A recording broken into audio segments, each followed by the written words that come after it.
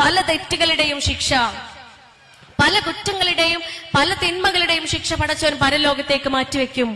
പക്ഷെ ഉണ്ടല്ലോ, ഈ ഭൂമിയിൽ തന്നെ പടച്ചവൻ ശിക്ഷ കൊടുക്കുന്ന 2 തെറ്റുകൾ പറയുന്നുണ്ട്. ആ തെറ്റുകളിൽ ഒന്നാമത്തത് ഫിത്ന ഉണ്ടാക്കുകയാണ്.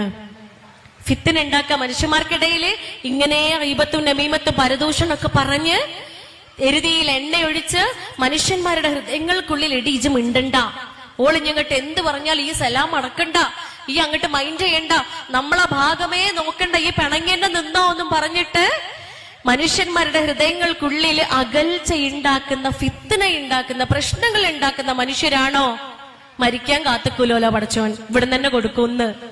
ഈ ഭൂമിയിൽ തന്നെ കൊടുക്കുമ്പോലോ. രണ്ടാമത്തെ ശിക്ഷ എന്താണെന്നറിയോ ഭൂമിയിൽ നിന്ന് കൊടുക്കുന്നേ? ഇനീക്വാലിറ്റി കാണിക്കുക, അഥവാ അനീതി കാണിക്കുക. എവിടെ അനീതി കാണിക്കുക? മക്കൾക്കിടയില് ആൺകുട്ടിക്കൊരു നീതി, പെൺകുട്ടിക്കൊരു നീതി. കുറ്റം കിട്ടും പഠിച്ചോണ്ടെടുത്തുന്ന്. മക്കൾക്കിടയിൽ അനീതി കാണിക്കുക. രണ്ടാമത്തെ അനീതി എവിടെയാ? മക്കൾക്കും മരുമക്കൾക്കും ഇടയിൽ അനീതി കാണിക്കുക. വലിയ ടോപ്പിക്കാ. അഷ്റഫ് കൂട്ടായ്മയിൽ വൈകുന്നേരം വരെ ഞാൻ ക്ലാസ് എടുത്താലും തീരൂല അമ്മായിയും മരുമോള് പ്രശ്നങ്ങളെ.